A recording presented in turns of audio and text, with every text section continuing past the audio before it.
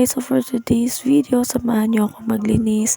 Ang tagal ko na rin hindi nalinisan itong shop ko na isa. Nakafocus kasi ako sa Tapsihan at ang milk tea shop ko. So ngayon, sarado kami dahil bumabagyo 3 araw na. Kaya ngayon, dito muna ako tatapay at maglilinis na rin. I-grab ko na rin tong chance na nasa bahay ako para makapaglinis ako dito. Na-miss ko nga maglinis dito, guys. Ito kasi yung kauna-unahang shop ko. Pero ito naman kasi, kahit hindi mo linisan, hindi naman siya sobrang dumudumi. So, ayan nga, ina-arrange ko lang yung mga bagong stocks dito lang sa aking lamesa. Para sa gayon, madaling mahanap kung ano yung mga merong stocks pa ako. Bago lang kasi yung tindera ko dito eh. Kailangan makita niya agad yung mga stocks na meron ako. Ayan. So, hindi nga pala nakakapunta, no?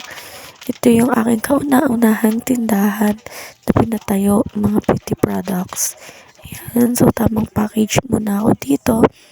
Tamang lagay sa mga plastic, tamang lagay sa mga box. Ayan. So, marami tayong stocks, no? Marami tayong mga beauty products na ka-available. Isa na tong Brightest Skin. Ayan. Marami akong stocks niyan kasi mabenta sa akin yung parate. Sunod na nga itong Perfect Skin. Ito nga pala yung gadget ko for today's video. Saka ko na i-vlog yan kapag maganda na yung resulta sa aking mukha. Tapos, tamang inventory na nga ako dito.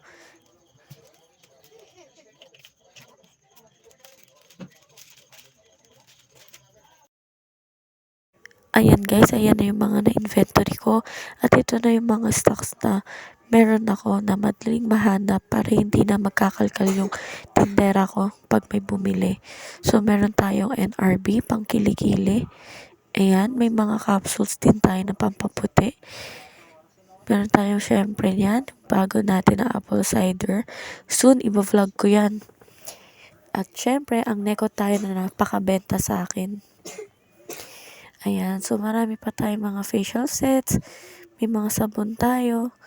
Yan, Perfect Skin, Brilliant, syempre hindi rin mawawala yan.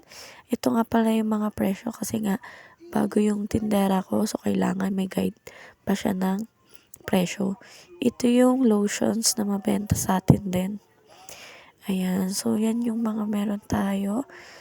Ayan, so maayos pa siya, paayos pa siya.